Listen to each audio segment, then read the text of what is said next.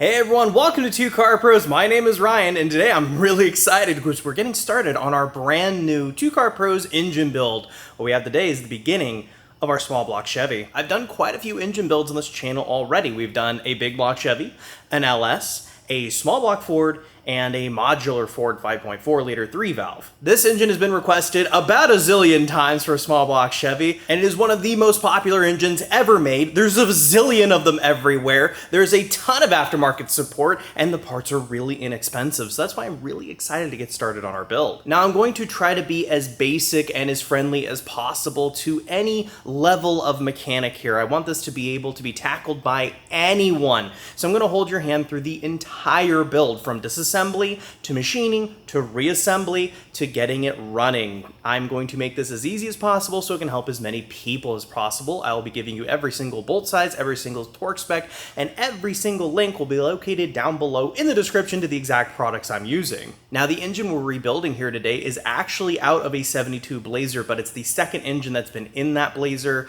and it had been overheated and locked up, and it actually was a real struggle to get it out of the truck, but the owner of the truck said I can just have the engine, and I thought, hey, why not make this an excellent build series? So the casting number is actually 1024380, so that means it was made sometime between 1995 and 2000. It's a 350. It either has a 2-bolt main or a 4-bolt main. It's a Vortec Trek Gen 1 crate engine, a roller cam, and a one-piece rear main seal. No, I don't know that info. I had to look it up too. I believe this block was made by ATK and not GM actually, so I'm hoping that means it has a 4-bolt main, because a 4-bolt main means we can make more power and we can be more comfortable doing that. It's a little more of a secure design for the crankshaft to sit in. So our journey of 10,000 steps begins with step 1, disassembling the top end. Without further ado, let's jump into it. So here's our Chevy small block straight out of a 72 Blazer, and this engine has been overheated, and I believe piston number 7 is having a problem. It was very difficult to get out of the truck, and I had to use enormous force to rotate the engine over to get the torque converter bolts out, but it is on our chain now. This is typically how you will get an engine off of eBay or from Craigslist or Facebook or wherever you're getting your engine out of, or the junkyard. It'll typically come like this, and we put it on our engine stand. You can put it on the engine stand with the flex plate still on, but I like to do it with it off. It makes the whole thing a lot easier, and this is a perfect time to get it off.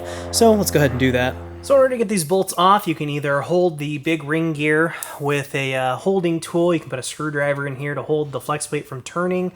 I don't think I'm going to have that problem with this engine because it's all locked up, but what always works for me is just using a 1/2-inch impact gun and a 9/16 socket. And hold on to these bolts. They're really special, and they're a little difficult to get a hold of just because you're going to have to order them from Summit Racing or something like that. The hardware store isn't going to have a bolt like this because of how shallow the head is and the correct thread pitch. Then we can get our flex plate off of there, and you can just wiggle it back and forth so it comes off just like that. And we're going to put this somewhere safe too, because these are totally reusable.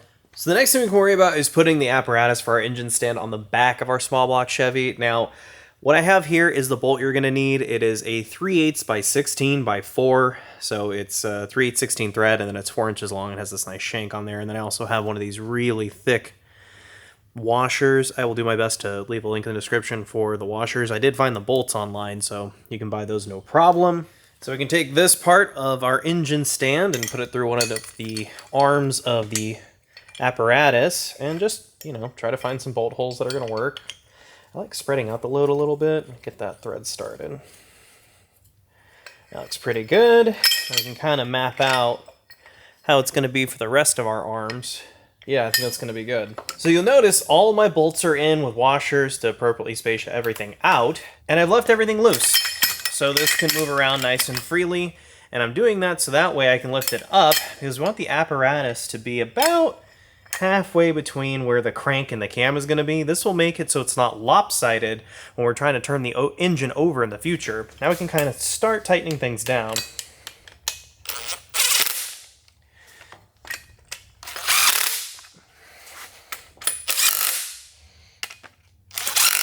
And just snug with an impact gun is good. You don't need a torque spec or anything. And then don't forget to snug up the nut and bolt combo that holds the apparatus to the plate.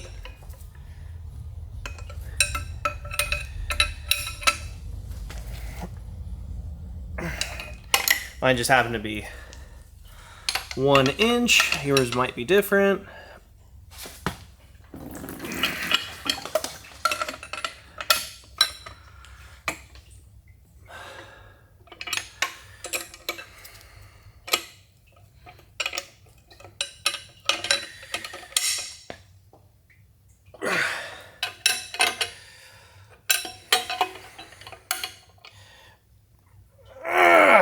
There we go. Everything is nice and tight.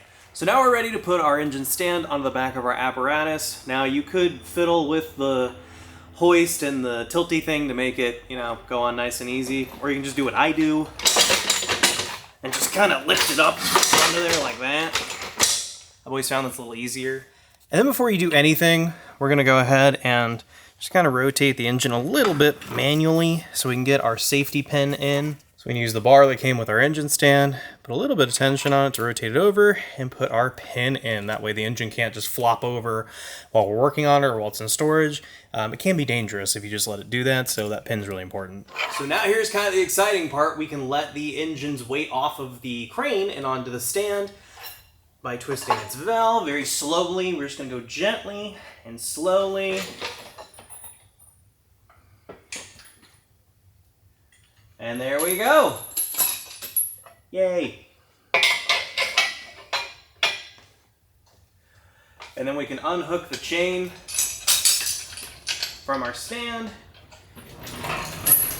and just get it out of there. Now we don't need our crane anymore. We can put that away. So now we can start a disassembly, and I'm going to start somewhere I don't usually start because I usually don't bother. I just take manifolds off, but I actually need this water neck for another project that's going back together today, so I need this part, so I'm going to take it off first. 2 9/16 bolts.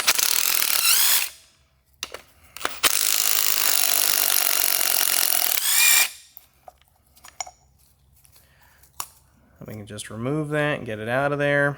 I'm going to leave the thermostat because I don't really care about this intake, and I'm not using it in the future. I just need this water neck for right now.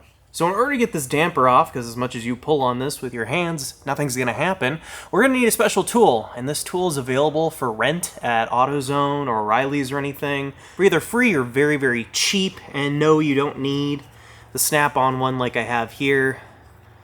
And you can just buy them too, and then you have it forever.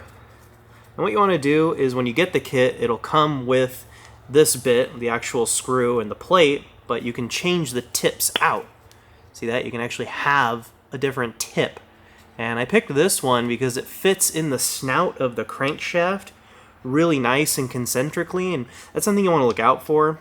I've also lubricated the threads with just regular grease, and we're ready to install this and use it as our puller. And just kind of place it where we think it's going to go.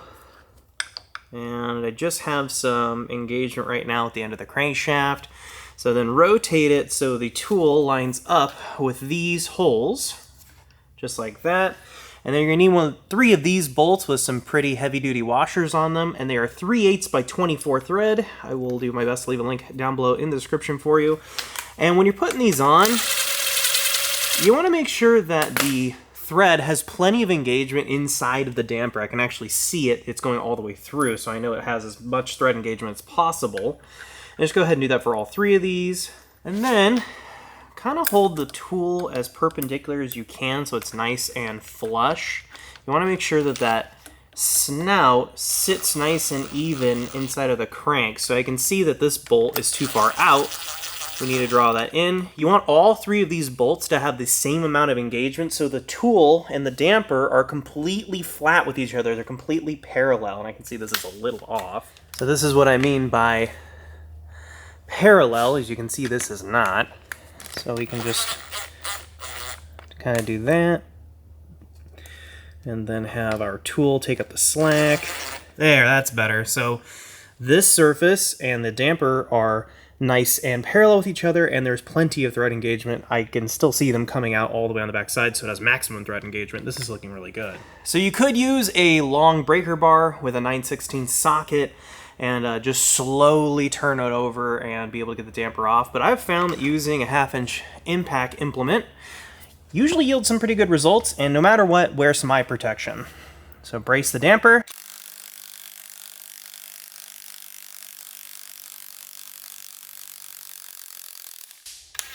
until it comes off. Just like that, easy as pie. Our engine grew a carburetor.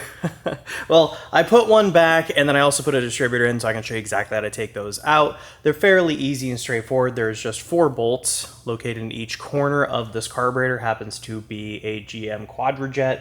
Some people use these and use them in hot rod applications. They really like them, things like that. You know, like old truck applications, this is super common. I'm not gonna reuse this, but if your carburetor is in good shape, maybe give it some thought, hold on to it, maybe clean it out, make sure the gas isn't sitting there for 2-3 years or however long it takes you. So 1/2 inch, and just remove all your bolts, and then just take the carburetor straight up and out, and for me, sorry to say, this one's probably going in the dumpster. So to get our distributor out, what we're gonna do is take a 7/16 wrench and just slink it right under here. And then once it gets loose, you can even just turn the body of the distributor in case the vacuum advances in your way or something like that. And then remove the hold down and then hold on to this whole assembly. You can just repaint and reuse this and it'll be really nice. Then just grab the distributor, come straight with it like that, and it is fully removed. And this is a pretty old unit. It is HEI, which is super cool. I might hold on to this just in case, but I mean, it is kind of used. I don't know. Cross that bridge when we get to it. Just set it aside for now. We just take our valve covers off. There's one per side, and both of them are exactly the same. You just take a 7/16 socket and remove these 4 bolts.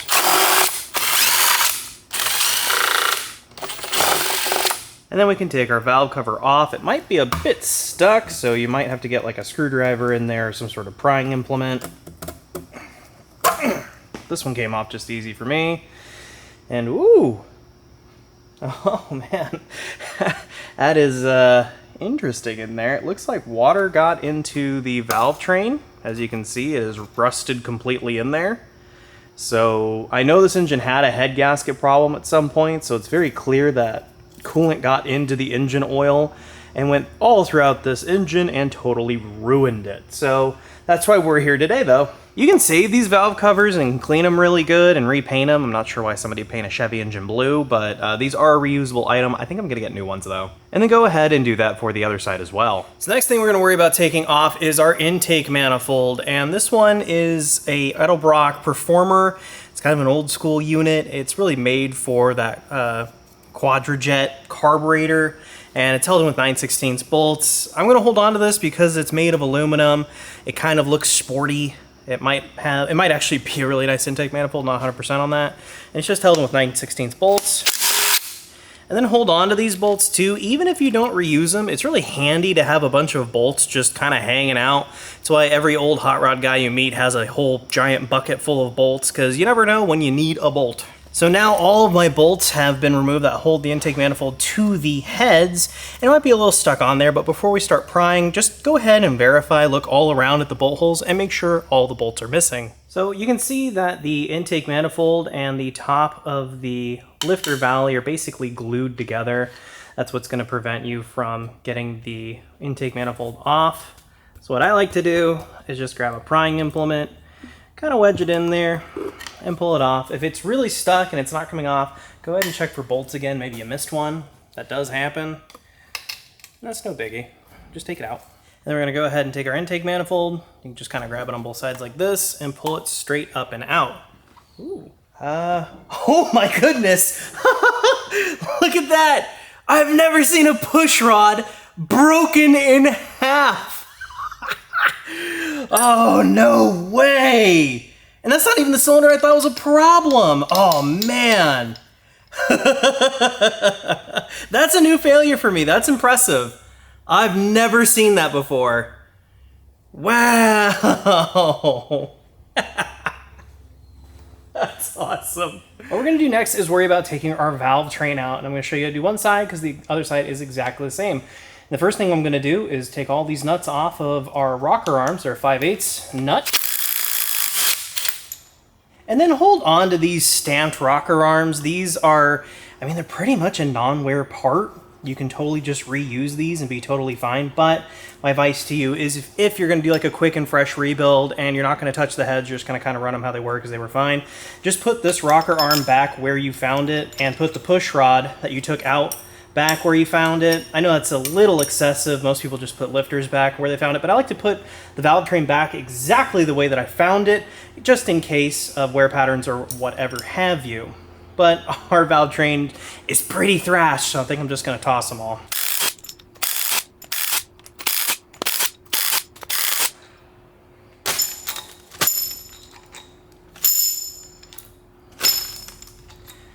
I'm pretty sure I'm not going to reuse these, but I'm going to hold on to them anyway, just in case I might be able to clean them up. There's kind of a lot of rust on them, so I don't know if I trust them in a brand new build, but yours might be in good shape. Mine, however, are not. And then you can just pull your push rods out. Again, if you're reusing them, just kind of remember where they all came from and the orientation. But look at these. These are junk. They're actually trash. I'm just going to throw them away. So now what I'm going to focus on is taking the cylinder head actually off of the block. And what I'm going to do is take a 1/2-inch drive socket, and I have it on a long breaker bar, and I'm just going to break the bolts loose. Sometimes these can be really stuck on here. And hang on to these bolts, because I'm pretty sure these are not torque to yield, and they're reusable if you want to save some money. Because I think they went to torque to yield in the LS stuff, and this is pre-LS.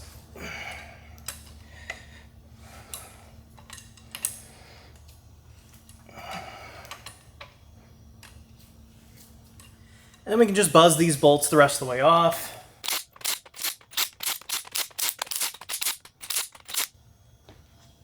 You should have 12 bolts total, and the smaller bolts go on the bottom, the longer bolts go on the top, or like actually inside of the valve cover area.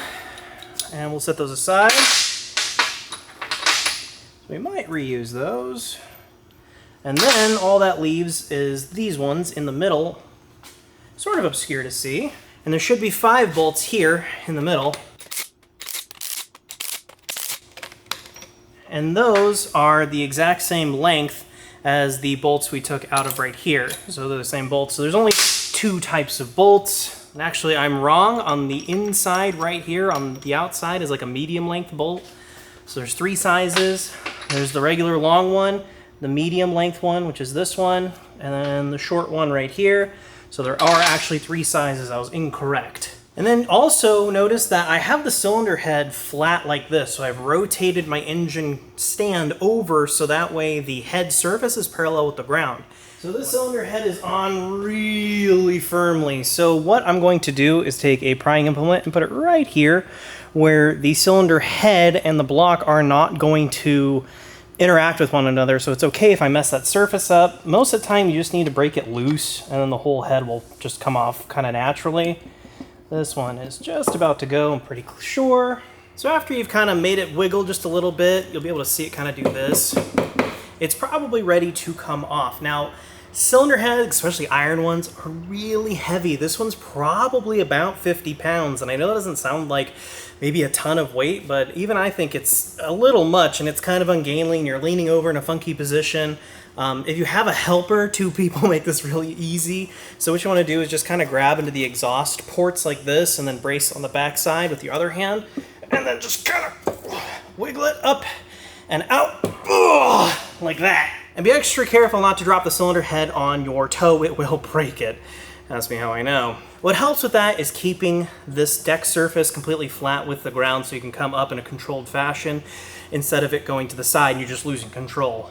So that's really important to do that, and as you can see, looks like we have a bit of a problem there. And the cool part is, the other side is exactly the same, hopefully not with this degree of damage, but just go ahead and do the exact same thing we did for this side, for the passenger side as well. So let's go ahead and look at our cylinder heads. I mean, these are in okay shape, they're cast iron, they do look a little bit sporty. I'm gonna have to look up the specs and stuff for them, but we might reuse them, we might not. And the way you kind of decide that is upgrading the aluminum heads worth it to you, or is just rebuilding these with cast iron fine?